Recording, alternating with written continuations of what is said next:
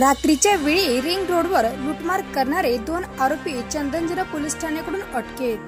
दिनांक 3 मे रोजी पांडुरंग कोल्हे राहणार नवीन मोंढा गोकुळनगर यांनी पोलीस ठाणे चंदनजिरा येथे तक्रार दिली होती की MIDC येथून रात्रीच्या वेळी घरी जात असताना हॉटेल कनक पॉलिस समोरील रिंग रोडवर 3 अज्ञात व्यक्तीने अडवून मारहाण करून धमकावून जबरदस्तीने त्यांची मोटरसायकल अन्य मुद्देमाल हिसकावून नेला होता।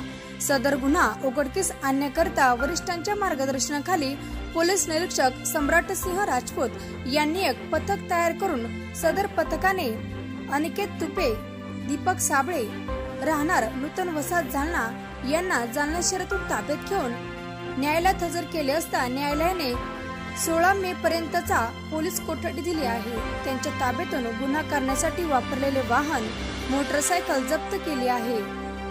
सदर आरोपीची चौकशी केली असता या 2 आरोपी व त्यांचे एक फरार सहकारी आरोपीने मिळून दिनांक 2 एप्रिल रोजी तालुका पोलीस ठाणे हद्दीतील मंठा रोडवरील चौधरी नगर भागात आईस्क्रीम गाडी चालकास धमकावून त्याचे पैसेही लुटल्याची कबुली दिली आहे। सदर आरोपी विरुद्ध लूटमार व दरोड्याचे गुन्हे दाखल करण्यात आलेले आहे।